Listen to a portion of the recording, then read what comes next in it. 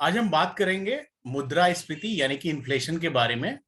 और ये basic economic indicator है आपकी अर्थव्यवस्था के लिए। इन्फ्लेशन है क्या? जब मांग और आपूर्ति में असंतुलन पैदा होता है तो वस्तुओं और सेवाओं की कीमतें बढ़ जाती हैं और कीमतों में इसी वृद्धि को मुद्रास्फीति कहते हैं। यानी कि ये महंगाई भी इसे कहते हैं आम आम भाषा में।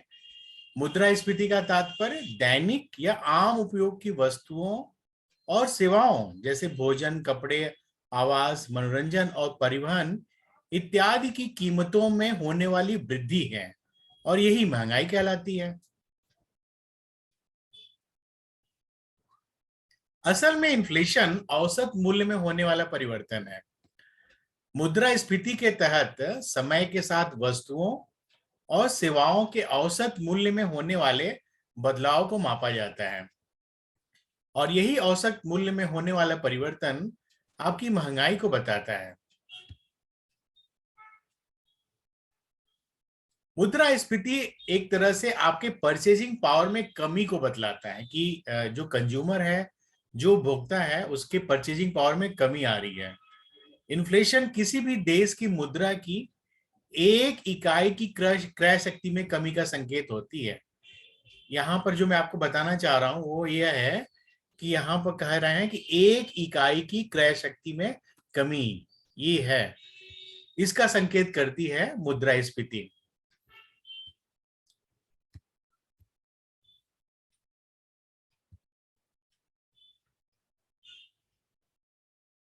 इसको छोटे से उदाहरण से समझते हैं कि मान लीजिए आप एक साल पहले 50 रुपए में 1 किलो प्याज खरीदते थे और 3 साल बाद प्याज की कीमत 100 रुपये प्रति किलो हो जाती है। तो इसका क्या मतलब हुआ कि जो प्रोडक्ट है, जो उत्पाद है, उसकी मात्रा तो 1 किलो ही रही, लेकिन रुपए की क्रय क्षमता सिकुड़ गई। हमारा जो रुपया है वो सिकुड़ गया। सिकुड़ गया मतलब उसकी क्षमता कम हो गई, उसकी क्रय क्षमता कम हो गई। और यही मुद्रा की क्रय शक्ति में जो कमी है वो कहलाएगी इन्फ्लेशन।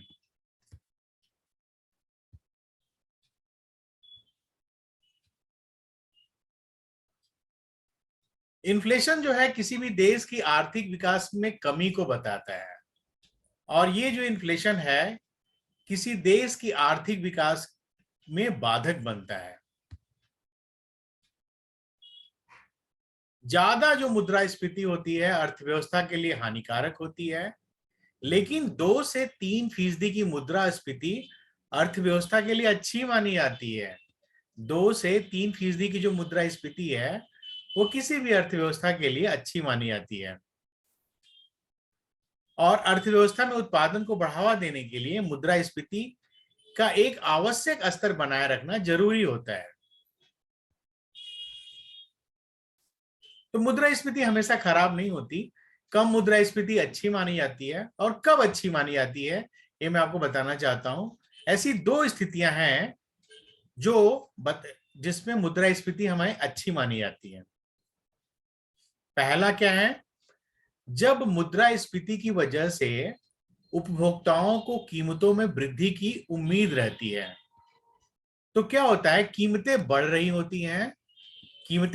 होती हैं तो लोग क्या करते हैं, बाद में अधिक भुगतान करने के बजाय तुरंत खरीद लेना चाहते हैं क्योंकि उनको लगेगा कि बाद में तो कीमतें और बढ़ जाएंगी अगर अभी बढ़ना शुरू हो गया है। तो इस डर की वजह से लोग पहले ही चीजों को ज्यादा मात्रा में खरीदना चाहते हैं। तो इससे क्या होता है, शॉर्ट टर्म में, लघु अवधि में डिमांड बढ़ती है और लघु अवधि में डिमांड बढ़ेगी तो खरीदारी बढ़ती है। खरीदारी बढ़ेगी तो वस्तुओं की मांग बढ़ेगी और कारखाने अधिक उत्पादन करेंगे। और जब कारखाने अधिक उत्पादन करेंगे तो उसके लिए क्या चाहिए, नए कर्मचारी चाहिए, यानी कि रोजगार बढ़ेगा। और इस तरह एक बड़ा पॉजिटिव साइकिल बनता है जो कि आपके आर्थिक विकास को बढ़ावा देता है।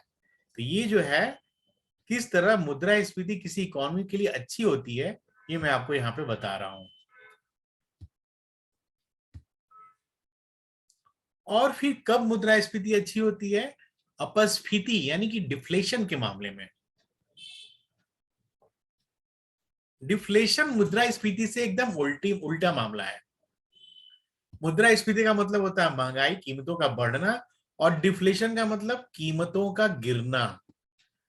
तो मुद्रास्फीति क्या हो गई, कीमतों के गिरने के जोखिम को दूर करती है। कीमतों का बहुत ज्यादा गिरना भी बहुत खतरनाक होता है। और इस अपस्फीति के समय, यानी कि जब कीमतें गिरती हैं, होता क्या है कि लोग यह देखने के लिए इंतजार करने लगते हैं कि क्या खरीदने से पहले कीमतें और तो ना गिर जाएं। तो क्या लोग खरीदना बंद कर देते हैं, यानी कि मांग में कमी आ जाती है। मांग में कमी आ गई तो कारखानों में उत्पादन कम होना शुरू हो जाएगा। उत्पादन कम होगा तो लोगों की रोजगार खत्म होने लगेंगे, श्रमिकों की छटनी शुरू हो जाएगी, यानी कि बेरोजगारी बढ़ेगी। और फिर जब बेरोजगारी बढ़ेगी तो उन लेबर्स के पास खर्च करने के लिए कम पैसा उपलब्ध होगा। और जब लोगों के पास कम पैसा उपलब्ध होगा तो मांग कम हो जाएगी, क्योंकि जब पैसा ही नहीं रहेगा तो लोग क्या खरीदेंगे। और फिर क्या होता है, जब मांग कम होगी तो फिर चीजों की कीमतें और कम हो जाएंगी, क्योंकि किसी न किसी तरह लोगों को जो व्यावसायिक है उनको अपना सामान बेचना है। जब और कीमतें कम होंगी तो ये डिफ्लेशन को और बदतर बनाएगा, पुअर बनाएगा। तो ये जो डिफ्लेशन होता है किसी भी इकोनॉमी के लिए खतरनाक होता है। और जो ग्रेट डिप्रेशन आया था 1930s में, उसमें कीमतें लगभग 10% गिर गई थी, और उनसे विभिन्न देशों की इकोनॉमी काफी उनको नुकसान पहुंचा था। ये जो दो तरीके हैं, दो मुद्दे हैं, जब हम बात करते हैं कि मुद्रास्फीति क्यों किसी इकोनॉमी के लिए जरूरी भी होती है। मुद्रास्फीति के कारण क्या है, इन्फ्लेशन के कारण क्या है, आइए इस पे थोड़ा बात करते हैं। पहला है मांग जनित कारक, डिमांड पुल इन्फ्लेशन। पहला क्या है, मांग जनित कारक, डिमांड पुल इन्फ्लेशन। ये क्या है, मांग के बढ़ने से क्या होगा, वस्तुओं की कीमतों में वृद्धि होती है। मांग के बढ़ने से वस्तुओं की कीमतों में वृद्धि होती है, और ये कहलाती है demand pull inflation. Demand pull inflation क्या है, मांग के बढ़ने से वस्तुओं की कीमतों में वृद्धि होगी, और फिर ये पैदा करेगी मांग जनित मुद्रास्फीति, डिमांड पुल इन्फ्लेशन। फिर दूसरा कौन सा कारक है जो मुद्रास्फीति पैदा करता है, लागत जनित कारक, कॉस्ट पुश इन्फ्लेशन।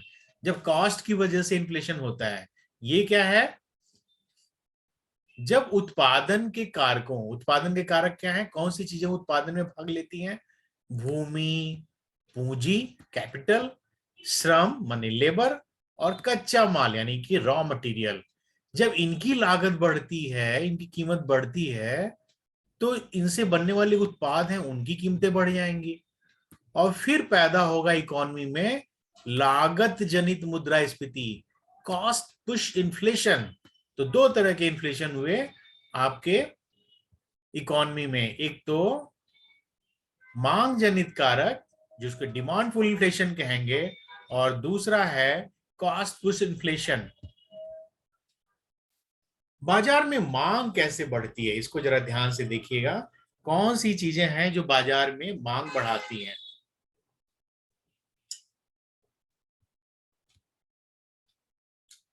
पहला है रिजर्व बैंक की मौद्रिक नीति।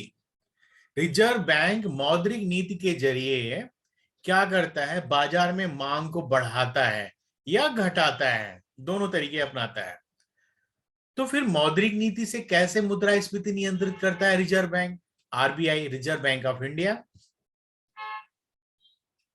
आरबीआई क्या करता है, सस्ती मौद्रिक नीति अपनाता है। सस्ती मौद्रिक नीति मतलब एक तो महंगी मौद्रिक नीति होगी, दूसरा सस्ती मौद्रिक नीति। सस्ती मौद्रिक नीति का मतलब हो गया जब रिजर्व बैंक क्या करता है, सीआरआर और एसएलआर को कम कर देता है। कम करना का मतलब सस्ता कर देना, यही है सस्ती मौद्रिक नीति। तो जब ये कम कर देता है सीआरआर और एसएलआर, तो क्या हो जाएगा, बैंकों के पास पैसा कम हो जाएगा ऋण देने के लिए। जब सीआरआर और एसएलआर कम हो जाएगा तो बैंकों के पास ऋण देने के लिए अधिक धन उपलब्ध हो जाएगा। अधिक धन उपलब्ध हो जाएगा, और इससे क्या होगा, जब बैंकों के पास अधिक धन उपलब्ध होगा तो बैंक क्या करेंगे, कम ब्याज दर पर ऋण देने लगते हैं। बैंक क्या करने लगते हैं, कम ब्याज दर पर ऋण देने लगते हैं। और फिर क्या होता है, ऋण लेने के बाद ग्राहकों के पास अधिक धन हो जाता है। जब ग्राहक के पास अधिक धन होगा तो बाजार में मांग बढ़ेगी, और जब मांग बढ़ेगी तो महंगाई बढ़ेगी। ये चक्र पैदा हो जाता है जो कि मुद्रास्फीति बढ़ता है। तो रिजर्व बैंक ऐसा करके बाजार में मांग क्रिएट करता है ताकि थोड़ी सी मुद्रास्फीति बनी रहे। लेकिन जब मुद्रास्फीति बहुत बढ़ जाती है तो रिजर्व बैंक महंगी मुद्रास्फीति जो महंगी मौद्रिक नीति को अपनाता है। दूसरा क्या तरीका है, सार्वजनिक व्यय में वृद्धि। मांग बढ़ाने का दूसरा क्या तरीका है, सार्वजनिक व्यय में वृद्धि। सार्वजनिक का मतलब क्या होता है, पब्लिक। पब्लिक का मतलब सरकारी, जब जो भी सरकारी योजनाएं हैं और उन योजनाओं के जरिए हम जब सरकार से मदद प्राप्त करते हैं, जैसे मान लीजिए सरकार ने गरीब कल्याण योजना के तहत लोगों को कोविड में मदद प्रदान किया, या विभिन्न योजनाओं के द्वारा समाज में जो मार्जिनलाइज कम्युनिटी है उनको मदद प्रदान करती है। तो इस तरह क्या होती है, सार्वजनिक व्यय में वृद्धि होती है। तो सार्वजनिक व्यय में वृद्धि के बाद क्या होता है, आइए उसको देखते हैं। सरकार द्वारा विभिन्न योजनाओं में किया जाने वाला खर्च सार्वजनिक व्यय कहलाता है। सार्वजनिक व्यय क्या कहलाता है, सरकार द्वारा विभिन्न योजनाओं में किया जाने वाला खर्च सार्वजनिक व्यय कहलाता है। और जब सरकार कल्याणकारी योजनाओं के जरिए अधिक व्यय करती है, तो जब अधिक व्यय करेगी सरकार तो क्या होगा, लोगों के पास, वो लोग क्या हो जाएंगे, उपभोक्ता हो जाएंगे, उनके पास खर्च करने के लिए अधिक पैसा हो जाएगा। अधिक पैसा हो जाएगा यानी कि मांग बढ़ेगी, मांग बढ़ेगी यानी कि मुद्रास्फीति बढ़ेगी।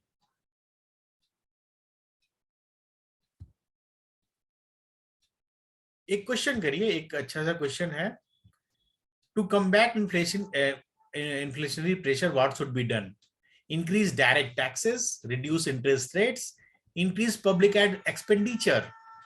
ये क्वेश्चन आपके एग्जाम में आया है यूपीएससी के। तो इन्फ्लेशनरी प्रेशर कम करने के लिए क्या किया जाना चाहिए, इंक्रीज डायरेक्ट टैक्सेस। सही बात है, जब डायरेक्ट टैक्सेस बढ़ेंगी तो मांग में कमी आ जाएगी, तो मुद्रास्फीति घटेगी।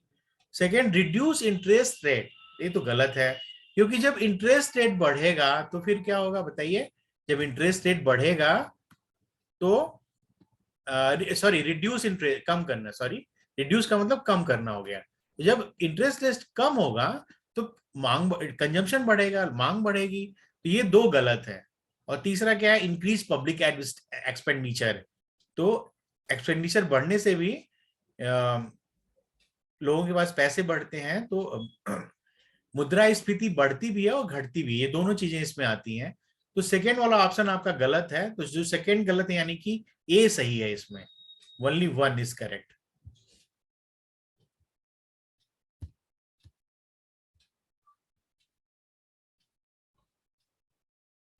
Find correct statement. एक क्वेश्चन और है आपके पास, ये भी आपके एग्जाम में आया है। Deflationary spiral is a chain of events that worsen the deflation। Deflation के लिए कथन है, deflationary spiral is a chain of events that worsen. निश्चित रूप से जब डिफ्लेशन का स्पाइरल पैदा हो जाता है तो उसे डिफ्लेशन की स्थिति और खराब होती है, कथन सही है। दूसरा है, inflationary spiral is a chain of events that worsen the inflation, ये भी कथन सही है। तो आपका ए और बी दोनों सही है। इन्फ्लेशन से किसे फायदा होता है और किसे नुकसान होता है, ये बड़ा रोचक सब्जेक्ट है कि इन्फ्लेशन जो है कुछ लोगों को लाभ पहुंचाती है, ज्यादा लोगों को नुकसान पहुंचाती है, लेकिन कुछ लोगों को इन्फ्लेशन से फायदा होता है। किसको फायदा होता है ये देखते हैं।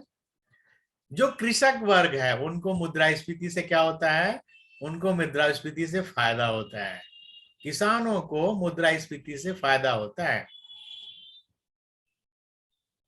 कृषक वर्ग उत्पादन करता है और मुद्रास्फीति के दौरान उत्पाद की कीमतें बढ़ती हैं। इस प्रकार मुद्रास्फीति के दौरान कृषक वर्ग को लाभ मिलता है। तो इसको आप याद रखिए, किसानों को मुद्रास्फीति से लाभ होता है, ये उनके लिए खुशी की घड़ी होती है। जो ऋण लेने वाला होता है, ये दूसरा किसको फायदा होता है, ऋण लेने वाला मुद्रास्फीति के समय लाभ की स्थिति में होता है। जब ऋणदाता किसी को रुपए उधार देता है तो मुद्रास्फीति के कारण उसके रुपए का मूल्य कम हो जाता है, तो ऋणदाता को तो नुकसान हो गया, लेकिन फिर जो ऋणी होता है उसको लाभ होगा, क्योंकि उसके रुपए का मूल्य, उसको कम पैसा चुकाना होगा। तो ऋण लेने वाला लाभ की स्थिति में होता है मुद्रास्फीति के समय, और ऋण देने वाले को नुकसान होता है मुद्रास्फीति के समय। ये दूसरी बात हो गई। जो निवेशकर्ता होते हैं उनको मुख्य रूप से उनको दो कैटेगरी में आप बांट सकते हैं। पहले वो इन्वेस्टर होते हैं, वो निवेशकर्ता होते हैं जो सरकारी प्रतिभूतियों में निवेश करते हैं, और दूसरे प्रकार के निवेशकर्ता वे होते हैं जो संयुक्त पूंजी कंपनियों के हिस्से खरीदते हैं। तो मुद्रास्फीति से सरकारी प्रतिभूतियों में जो निवेश करने वाले लोग होते हैं उनको नुकसान होता है, और संयुक्त पूंजी कंपनियों के हिस्से में निवेश करने वालों को फायदा होता है। इसको याद रखिएगा कि मुद्रास्फीति से किसको फायदा होता है और किसको नुकसान होता है। जो सरकारी प्रतिभूतियों में निवेश करने वाले लोग हैं उनको नुकसान होता है, और जो संयुक्त पूंजी कंपनियों में निवेश करते हैं उनको क्या होता है, फायदा होता है। तो ये चीज आप याद रखिएगा कि मुद्रास्फीति से किसको फायदा होता है और किसको नुकसान होता है। मुद्रास्फीति के कारण वस्तुओं तथा सेवाओं की कीमतें बढ़ती हैं, जिसका निश्चित आय वर्ग पर प्रतिकूल प्रभाव पड़ता है, जैसे श्रमिक, अध्यापक, बैंक कर्मचारी, इनके आय पर प्रतिकूल प्रभाव पड़ता है। इसलिए इस पूरे वर्ग के लिए मुद्रास्फीति क्या है, हानिकारक है। आइए एक और इंपॉर्टेंट कंसेप्ट है फिलिप्स कर्व, इसके बारे में बात करते हैं, जो कि इन्फ्लेशन और अनएम्प्लॉयमेंट के रिलेशन को व्यक्त करती है। मुद्रास्फीति और बेरोजगारी के बीच क्या संबंध है, यह बताता है फिलिप्स कर्व। फिलिप्स कर्व क्या है, ग्राफिकल रिप्रेजेंटेशन है, और ये क्या बताता है, inverse relationship between unemployment and inflation. ये बताता है कि अनएम्प्लॉयमेंट और इन्फ्लेशन के बीच एक इनवर्स रिलेशनशिप होता है। अनएम्प्लॉयमेंट अगर बढ़ेगा तो इन्फ्लेशन घटेगा, और अगर अनएम्प्लॉयमेंट बढ़ेगा तो इन्फ्लेशन घटेगा, और अगर इन्फ्लेशन बढ़ेगा तो अनएम्प्लॉयमेंट घटेगा। ये है फिलिप्स कर्व की खास बात, और इसके बारे में कुछ और चीजें पढ़ते हैं आगे।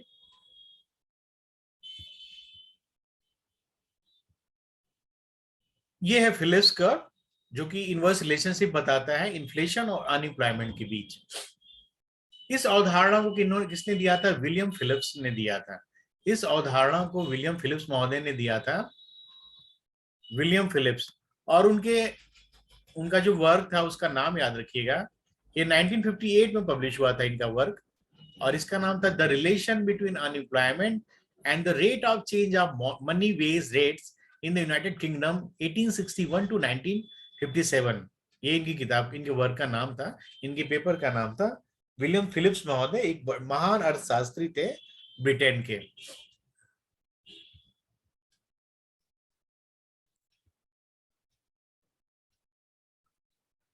तो फिलिप्स कर्व से चार महत्वपूर्ण आपको बातें मिलती हैं, ये आप समझिएगा क्या है। जो भी घटनाएं समग्र आपूर्ति में बदलाव करती हैं, चाहे वो सकारात्मक हो या नकारात्मक, उसके कारण फिलिप्स कर्व में बदलाव होगा। यानी कि फिलिप्स कर्व किसकी वजह से बदलेगा, कर्व में उतार चढ़ाव कैसे आएगा, कर्व में उतार चढ़ाव का जो वक्र है उसके उतार चढ़ाव में आने का सिर्फ एक कारक है। कौन सा कारक है, समग्र आपूर्ति में बदलाव। समग्र आपूर्ति जो एग्रीगेट सप्लाई है उसमें जब बदलाव होगा तो फिलिप्स कर्व में बदलाव होगा। ये एक फैक्टर है, इस फैक्टर को आपको याद रखना पड़ेगा। दूसरा फिलिप्स कर्व से रिलेटेड क्या बात है, जब अनएम्प्लॉयमेंट ज्यादा होगा तो मुद्रास्फीति की दर कम होगी। इसका मतलब क्या हो गया कि इकोनॉमी में मुद्रास्फीति ज्यादा होनी चाहिए तभी बेरोजगारी दर कम होगी। ये बात कह रहा है फिलिप्स कर्व। क्या कह रहा है, बेरोजगारी दर जितनी अधिक होगी मुद्रास्फीति की दर उतनी ही कम होगी। इसका मतलब क्या हो गया, इसका मतलब ये होगा कि अगर किसी इकोनॉमी को एम्प्लॉयमेंट में कमी लानी है तो वहां पे मुद्रास्फीति लानी पड़ेगी। ये आपका फिलिप्स कर्व कह रहा है, फिलिप्स वक्र कह रहा है। और फिर ये कह रहा है उसी का उल्टा कि बेरोजगारी दर जितनी कम होगी मुद्रास्फीति की दर उतनी ही अधिक होगी। इसी का उल्टा कथन है। तो क्या फायदा हुआ? इसका मतलब फिलिप्स कर्व देश के पॉलिसी मेकर्स को बताता है, क्या बताता है कि आर्थिक विकास को बढ़ावा देने के लिए आप किस तरह की नीतियां बनाइए। कोई भी जो पॉलिसी मेकर है वो क्या चाहता है? पॉलिसी मेकर चाहते हैं कि इकोनॉमी में अनएम्प्लॉयमेंट कम हो और देश जो है आर्थिक विकास के रास्ते पर बढ़े। तो फिलिप्स कर्व को आधार बनाकर देश के पॉलिसी मेकर योजनाएं बना सकते हैं ताकि देश आर्थिक विकास की राह पर चले। अब यहां पर एक और बड़ा अच्छा सा कंसेप्ट आता है स्टैगफ्लेशन, जो कि फिलिप्स कर्व से संबंधित है। तो कैसे संबंधित है मैं आपको बता रहा हूं। स्टैगफ्लेशन के बारे में पहले समझिए। स्टैगफ्लेशन, स्टैग का मतलब स्टैग्नेशन, रुकावट, धीमापन, और फ्लेशन मतलब इन्फ्लेशन से जुड़ा हुआ है स्टैगफ्लेशन। तो stagflation happens when an economy growth is sluggish, unemployment is high and price inflation is high. तो इन्फ्लेशन, जो स्टैगफ्लेशन है वो क्या है? स्टैगफ्लेशन बात करता है कि किसी भी देश की इकोनॉमी ग्रोथ क्या है? स्लगिश है, मतलब धीमी है। अनएम्प्लॉयमेंट क्या है? वो हाई है। और जो प्राइस इन्फ्लेशन है वो भी हाई है। ये तीन बातें हैं स्टैगफ्लेशन बताता है। स्टैगफ्लेशन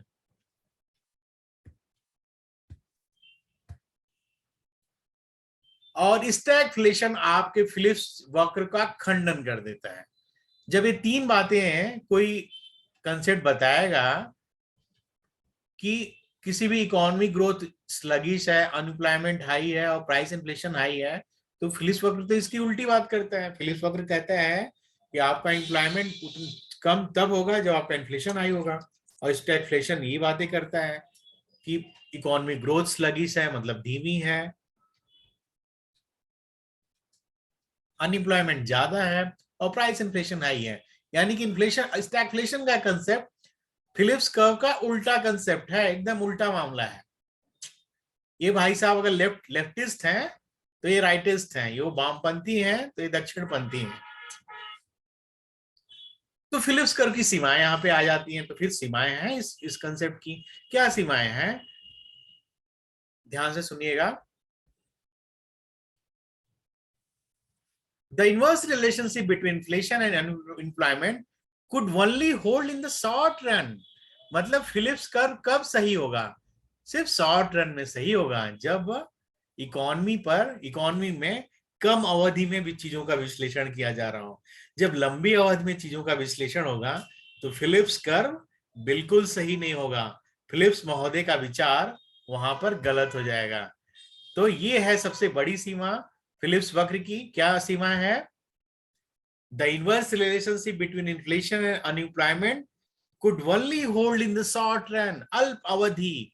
जब इकोनॉमी में अल्प अवधि में चीजों का निर्धारण किया जा रहा हो, चीजें पता लगाई जा रही हो, तो वहां पर फिलिप्स कर्व जो है वहीं पर सही होगा। दीर्घ अवधि में, लॉन्ग रन में हमारा फिलिप्स कर्व सही नहीं होगा। चूंकि श्रमिक और उपभोक्ता वर्तमान मुद्रास्फीति और बेरोजगारी दर के आधार पर भविष्य की मुद्रास्फीति दरों के बारे में अपनी अपेक्षाओं को एडजस्ट कर सकते हैं। तो जब एडजस्ट कर लेंगे तो फिर क्या होगा? फिर अनएम्प्लॉयमेंट थोड़ी रह जाएगा। मान लीजिए पहले से भी पता चल जाए कि अनएम्प्लॉयमेंट आने वाली, महंगाई आने वाली है, बेरोजगारी थोड़ी सी बढ़ सकती है, तो उस हिसाब से लोग अपनी प्लानिंग कर सकते हैं। क्योंकि लॉन्ग टर्म में है, लंबा समय है आपके पास। और जब लंबा समय होगा तो हम और आप आराम से प्लान कर सकते हैं। शॉर्ट टर्म में जल्दी भी चीजें, अनएम्प्लॉयमेंट होगी, महंगाई होगी, तो हम प्लान नहीं कर सकते हैं। मान लीजिए मैं श्रमिक समुदाय से अगर रिलेटेड हूँ और मैं उपभोक्ता हूँ, तो अब मुझे पता चले कि बेरोजगारी बढ़ने वाली है और मुद्रास्फीति बढ़ने वाली है, तो उसी हिसाब से मैं चीजों का प्लान कर लूंगा और अपनी समस्याओं को कम करने के तरीके निकाल लूंगा। यानी कि दीर्घ अवधि में फिलिप्स महोदय का जो कर्व है सही नहीं साबित होता है, सिर्फ शॉर्ट टर्म में साबित होता है। और यहीं पर कंसेप्ट आता है नायरू का। नायरू का कंसेप्ट बहुत इंपॉर्टेंट है, हाल के दिनों में ये कंसेप्ट बहुत इमर्ज हुआ है, ध्यान से पढ़िएगा। नायरू क्या है? नायरू है non accelerating inflation rate of unemployment. NAIRU क्या है? अपनी कॉपी में नोट करिए, इसका शब्द संक्षेप भी पूरा नोट करिए। Non accelerating inflation rate of unemployment. आइए देखते हैं नायरू क्या है। When the central bank raises inflation to reduce unemployment, मतलब जब कोई केंद्रीय बैंक मान लीजिए आरबीआई इन्फ्लेशन बढ़ाता है ताकि इस अर्थव्यवस्था में बेरोजगारी को कम किया जा सके, तो फिर क्या होगा? द फिलिप्स कर्व में move in the short run. तो इसके बाद क्या होगा? फिलिप्स कर्व में बदलाव हो गया। But as worker and consumer expectations about inflation adjust to the new environment, मैंने आपको भी बताया कि जैसे जैसे समय बीतेगा तो वर्कर और कंज्यूमर इन्फ्लेशन को लेकर नए वातावरण में अपने विचार, अपनी योजनाएं बनाएंगे अपने सर्वाइवल के लिए। तो फिर क्या होगा? फिलिप्स कर्व इटसेल्फ में माइग्रेट आउटवर्ड, आउटवर्ड चला जाएगा, मतलब विचलित होना शुरू हो जाएगा। कब विचलित शुरू होगा? In the long run, long run में विचलित होगा, लॉन्ग रन। तो यही लॉन्ग रन में कंसेप्ट आता है नायरू का। लॉन्ग रन में इन्फ्लेशन और अनएम्प्लॉयमेंट के बीच जो रिलेशन होता है वही नायरू बताता है, और यही है नायरू। नायरू क्या है? Natural rate of non accelerating inflation rate of unemployment. तो नायरू क्या कहता है? शॉर्ट टर्म में आपका जो फिलिप्स कर्व है ये रहेगा, लेकिन लॉन्ग रन में ये वर्टिकल हो जाएगा। याद रखिएगा, नायरू क्या है? यही है, नायरू है non accelerating inflation rate of unemployment. मतलब आपका जो अनएम्प्लॉयमेंट है नॉन एक्सेलरेटिंग है, कांस्टेंट हो जाएगा, निश्चित हो जाएगा। कब? लॉन्ग रन में, शॉर्ट टर्म में नहीं। शॉर्ट रन में तो ये आपका फिलिप्स भाई साहब का कर्व सरवाइव करेगा। ये फिलिप्स भाई का कर्व अर्थशास्त्रियों को और नीति निर्माताओं को ये संदेश देगा कि अर्थव्यवस्था को कैसी चलाई जाए, लेकिन लॉन्ग टर्म में ये क्या हो जाएगा? नॉन एक्सेलरेटिंग हो जाएगा, कांस्टेंट हो जाएगा। मतलब इन्फ्लेशन कितना भी बढ़ाएं, हमारा अनएम्प्लॉयमेंट नहीं बढ़ेगा। ठीक है? Non accelerating inflation rate of unemployment, इसको थोड़ा और समझते हैं।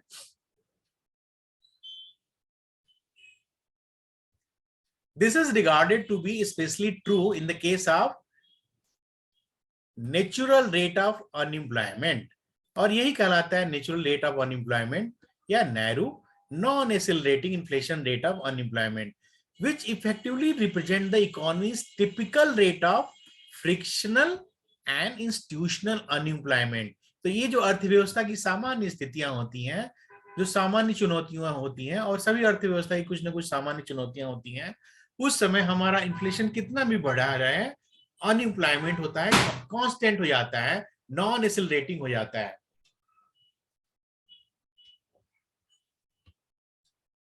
So if expectation can adjust to changes in inflation rate in the long run, मैं यहाँ लॉन्ग रन की बात कर रहा हूँ, नायरू हमेशा लॉन्ग रन में सर्वाइव करता है और फिलिप्स कर्व शॉर्ट रन में सर्वाइव करता है। मतलब अर्थव्यवस्था की अल्प अवधि में फिलिप्स कर्व और लंबी अवधि में नायरू का कंसेप्ट लागू होता है। The long run Phillips curve at a NAIRU looks like a vertical line, ये सीधी रेखा हो जाती है, कांस्टेंट लाइन हो जाती है। मतलब अनएम्प्लॉयमेंट बढ़ता ही नहीं है, इन्फ्लेशन कितना भी बढ़े। और फिर क्या होता है? मॉनेटरी पॉलिसी मेयरली बूस्ट और lowers the inflation rate after market expectation have work. तो उसके बाद जो संस्थाएं होती हैं, आरबीआई जैसी संस्थाएं होती हैं, वो मॉनेटरी पॉलिसी के जरिए अर्थव्यवस्था के दूसरे तत्वों को हैंडल करती हैं ताकि अर्थव्यवस्था को नई दिशा दी जा सके।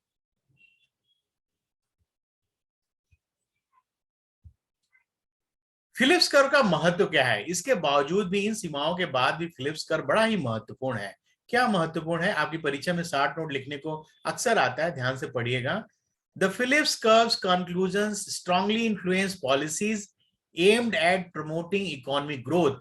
देश की अर्थव्यवस्था को बढ़ाने वाली जो योजनाएं होती हैं उनको प्रभावित करने के लिए या उनको बनाने के लिए फिलिप्स कर्व का रोल बहुत महत्वपूर्ण होता है और नीति निर्माता पॉलिसी मेकर इसकी मदद से विभिन्न योजनाएं बनाते हैं।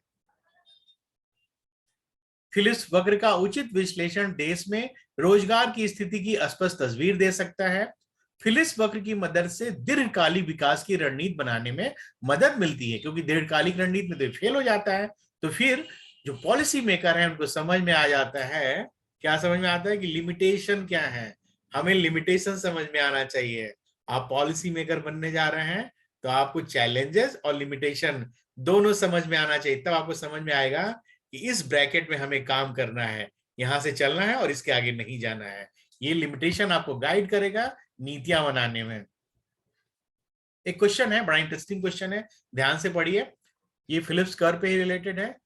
The critical macro economic policy implication of a vertical long run Phillips curve is that inflation is everywhere and always a monetary phenomena. Second, big inflation will be stopped by a big recession. Third, money illusion is the source of the unemployment in the long run. Fourth, demand policies cannot move the actual unemployment rate permanently away from its equilibrium level. तो इसका answer क्या होगा? एक बार question ध्यान से देख लीजिए, आप लोग स्क्रीन पर लिखा हुआ है और मुझे चैट बॉक्स में इसका आंसर बताइए कि इसका आंसर क्या होगा। क्वेश्चन है, the critical macro economic policy implication of A vertical long run Phillips curve, ये क्या है? इन चार में से कौन सा सही है? इसका आंसर होगा डी। क्यों डी सही होगा? Because the Phillips curve implication have only been found to be valid in the short run when both inflation and unemployment are disturbingly high. The Phillips curve fails to support stagflation. Due to the development of stagflation in the 1970s, when both inflation and unemployment were high, the original premise was largely disproven empirically. So option D is the correct answer. Option D, yani demand policies cannot move the actual unemployment rate permanently away from its equilibrium level.